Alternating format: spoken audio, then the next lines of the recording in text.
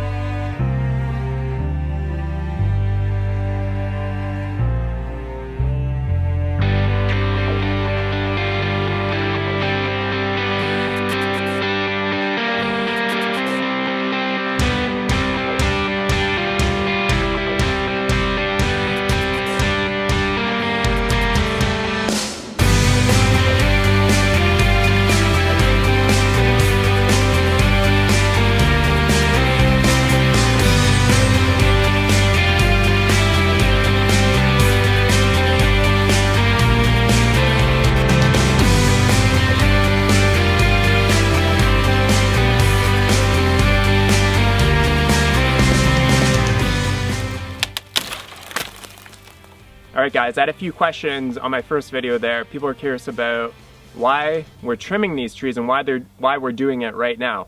Main reason why we're doing it right now is the site prep guy, he's really busy right now, so he can't do the work to build basically the pad for the house until the end of November. So we have a few weeks here to get all the site prep work done before he even gets here. And then when we're building the house, we don't have to worry about coming back and trimming anything or making things look nice. So it'll already be done. Now this is something that's explained in Brad Lancaster's book, Rainwater Harvesting for Drylands and Beyond. I've talked about that book quite a few times on the channel here. And he even talks about in the book about trimming the mesquite trees like this. So the trees, they tend to want to kind of grow outwards instead of upwards. And I think that's just kind of the nature of the mesquite trees. A lot of the stuff that is lower and is kind of growing downwards, a lot of it is just dead shit. Like you can just grab it right off the tree like that. So this stuff here, nothing new is going to be growing on it. So we just want to remove it from the tree so that the tree can really focus on putting its energy into the stuff that's actually live on it. So this is a good example here. As the tree's wanting to grow downwards like this, we want it to grow upwards. So the more that we trim a lot of this low stuff off, it'll encourage the tree to want to grow upwards. And another reason here is that it really improves basically improves the appearance of the tree. They look much nicer and they grow better like this. And if we're shooting the mulch back under the tree, it's basically going to help the tree retain a lot of the moisture in the root system. So that's another main reason why the chipper is really nice, because we can take the chips, put it directly under the tree. I know a lot of you guys are like, you should sell the wood chips, and it's like, it's really not worth the time to collect all the wood chips and then try to sell them or anything like that. In my opinion, they're going to be much more useful if they're under the tree. Anyways guys, the electric chainsaw, it's working pretty good. I'll kind of do more of an in-depth review and my thoughts on it. It definitely has some pros and some cons compared to a gas chainsaw. So I'll talk about that in the next video. But I want to get this tree trimmed up, so let's keep going.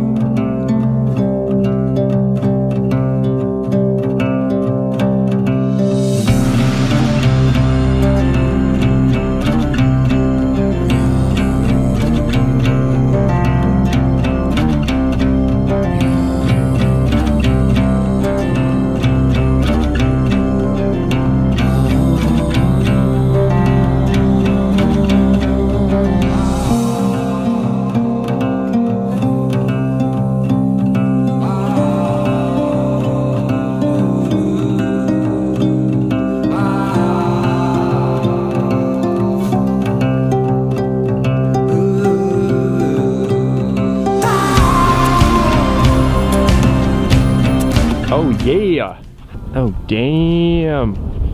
I think this is definitely my favorite tree that we have on the property. It's definitely one of the biggest ones that we have. And once we trim this and clean this all up, man, it looks so nice. And what's gonna be so great is that we'll be able to drive past it pretty well every single day, because our driveway is just gonna go right past it, right up here. And then you can, you should be able to see the garage in the background there, just ever so slightly. Look at how this tree is growing. I just noticed that now. Oh my goodness. Things grow so odd out in the desert here, specifically these mesquite trees. They're so odd, but at the same time, I just love them. I love these days. Why I love a day like this? Because at the end of the day, you can look back, you can see what you've accomplished and what you've done. And that's always a good feeling.